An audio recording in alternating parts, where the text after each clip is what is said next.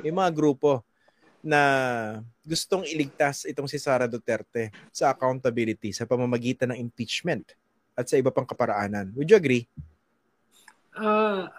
Saktong-sakto. Dahil nakita naman natin last year, yung kanilang mga koalisyon na binubuo, yung Maysug, di ba? Yung koalisyon para sa kapayapaan, hindi nagkwan eh. Hindi umangat. Walang nahatak ng mga tao kundi sila lang. Kaya last year, tiniklop na nila. Mismo yung KOJC, sabi nila, tigil na muna sila sa mga mobilisasyon. Yung kilusan para sa kapayapaan na basically pro-China nila Harry Roque ay tiniklop na rin. Hindi mo na alam kung ano nangyari. At yung Maysug na basically ay para sa mga Duterte at kay Sara, tiniklop na rin. So, tinigil na nila yung sila lang dahil alam nila walang sumasama eh. At makikita yan sa mga survey na bumababa sila dramatically. Kaya ngayon, ang kanilang estilo, kumuha ng mga kaalyado.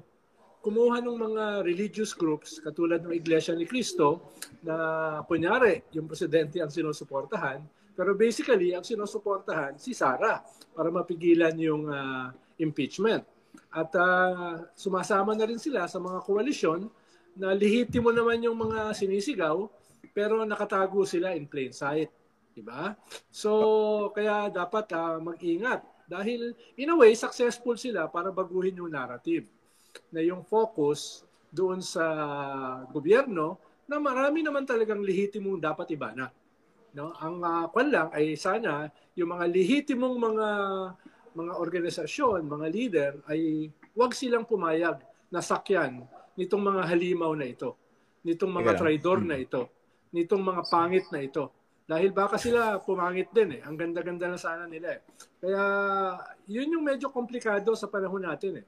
Dahil hindi siya simpleng black and white, di ba? Dahil marami naghahalong kulay. Marami naghahalong kulay. Kailangan marunong tayo paano tilad-tilarin, paano ihiwalay yung mga kulay na yan para makita natin yung mga Trojan horse, makita natin yung mga nagpapanggap, makita natin yung sumasakay para sagipin yung kanilang mga sarili. At para isulong yung mga, hindi lang kanilang agenda, kundi agenda ng mga dayuhan katulad ng China. No? Okay. Yun yung medyo komplikado dahil yung iba mas madaling maunawaan yan, pero karamihan ay posibleng malito or nalilito na. No? Okay. At kung nalilito yung mga tao, baka makalusot itong mga hinayupak ng mga halimaw na ito. Sa ngayon ba, tingin mo, Senator, mukha bang mas nagiging unlikely yung pag-prosper na impeachment complaints against Sara Duterte, especially with this issue on the budget? Well, kunyari, either or yan eh. Hindi yan either or eh. No?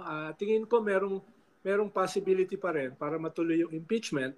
Pero ay dahil magulo, no? Dahil magulo at daming mga issue dun sa mga mismong nagtutulak yung ibang nagtutulak ng impeachment, kaya nagiging uphill siya. Tingin ko yung possibility na matuloy ang impeachment, nandun pa rin. Nandun pa rin. In spite ng malalaking rally ng Iglesia ni Cristo. No? In spite ng pagsakay ng mga Duterte dito sa mga lehitimong issue, ay yung possibility na matuloy yung impeachment ay nandun pa rin. Pero medyo gumugulo dahil may mga sumisigaw na impeach all. Impeach din daw si Marcos kasabay ni Sara. Parang hindi yata pwede yung dalawang impeachment sa isang taon. No? At saka ito ngayon. Pag in-impeach si Bongbong at hindi na impeach si Sara yung papalit. So, medyo gumugulo eh. Unless yung layunin talaga ay guluhin. Meron din mga sumisigaw ng ouster para may pumasok na mga military junta. Yung RevGov. Oo. So, siguro yung isang layunin natin sa episode na ito ay linawin yung mga threats na yan, yung mga temptations na yan, yung mga panggulo na yan. Para at least pwedeng mamili yung mga tao. Saan ba sila? Okay. Hindi kasi nga obvious naman doon sa mga talagang nag-a-analyze itong nangyayari. Kasi kung single ang issue rito, impeachment, napaka-legit no? Yung impeachment. Yung budget, legit din yung issue na yon. Pero kung ikaw yung gusto mong protektahan yung interest kunwari ni Sara Duterte, guguluhin mo yung mesa, di ba? To use your metaphor, itataob mo yung mesa. Yes. Naglalagay ka ng sangkatutak na mga factors. And I think honestly, ito yung nangyayari ngayon. Pero hindi siya hindi siya kakaiba, no? I remember nung panahon din ni Erap may ganyan, 'di ba? Resign all. 'Di ba? Ang group, ayoko na banggitin yung grupo pero naalala ko siya. Meron siya. Alala mo, kasama rin yung grupo na ngayon dito. Sa mga nangyayari.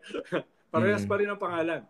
Oo nga. Sila rin yan, di ba? So, I don't want to question the motive, no? Pero, ang sa akin kasi, pwede kasing kumagat yun sa maraming tao, no? Resign all, pero yung pala objective to save Sara Duterte. Tapos, ang mapapahamak dito si Bongbong Marcos, na hindi rin naman isang santo. Pero kung ako tatanungin, between Sara and Bongbong, mas malinaw naman na merong ginawang impeachable offense. Itong si Sara Duterte. Kaya nga, kung hindi pa matuluyan itong si Sara Duterte, napaka-weak leader nitong si Bongbong Marcos. Sabay na like ko sinasabi. Anong sinabi mo kanina? Dinaga? Dinadaga. Kasi ongoing eh.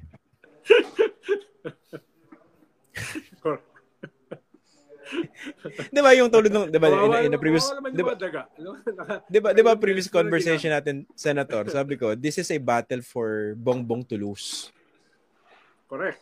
Kasi advantages nasa kanya eh. Kaya nga, gusto ko itong tanongin, Senator, no? With all these efforts, kasi ang dami nang napunta sa table eh. Di ba dati malinaw eh, Sara Duterte. Yung issue naman ng budget, dihiti mo yan.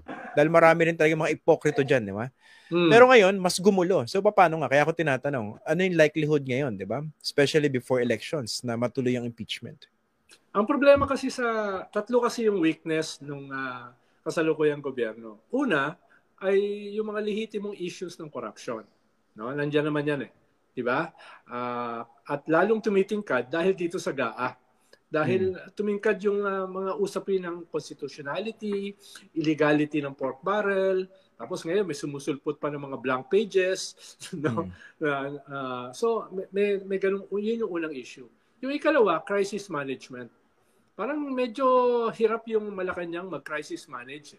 Usually pag ganyan kasi, nip in the bud mo na kagad. Either ayusin mo, halimbawa, nung sinabi ni BBM na hindi niya pipirmahan yung budget dahil may mga unconstitutional provision, sana inayos na nila maigi yung mga unconstitutional provision. Imbis na minasahe lang. No? So, mahina yung crisis management nila.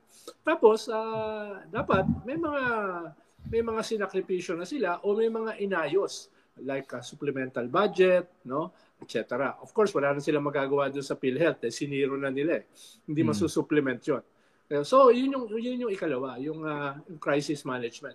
Yung ikatlo ay yung messaging.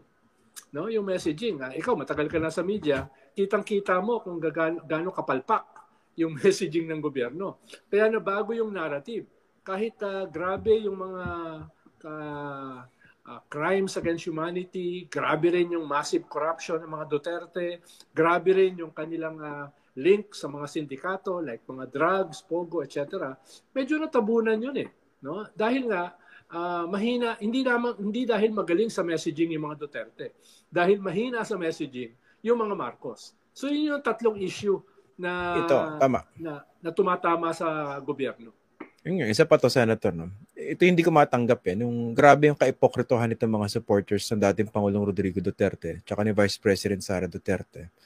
Again, tamang tulig sa inat, busisiin at papanagutin itong mga nasa likod ng mga questionable provisions dyan sa national budget.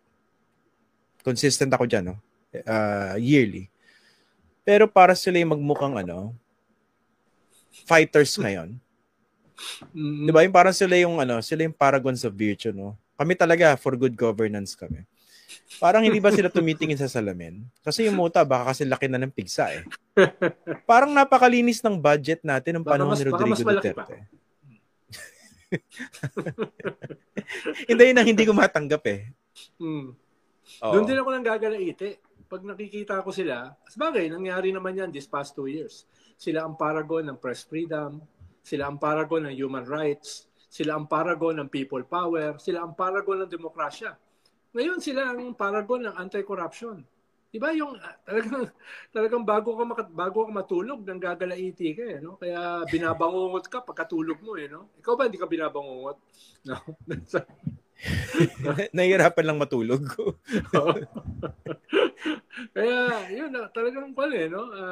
At sana wag naman sila bigyan ng free pass ng mga ibang mga lehitimo na mga grupo at mga lehitimo na mga leader no? Wag silang bigyan ng free pass. Laging ipaalala yung mga kanila, yung kanilang pagiging mga halimaw, yung pagiging mga kanila, mga salot no sa ating bansa. Na sabi nga ni Digong ay kulang pa yung ginawa nilang kasalut-salutan no sa ating bansa. Habang kinokondena natin yung salot sa kasalukuyang gobyerno at yung impunity ng kasalukuyang gobyerno, huwag natin kalimutan itong mga walang hiya na to, no? Itong mga halimaw na to.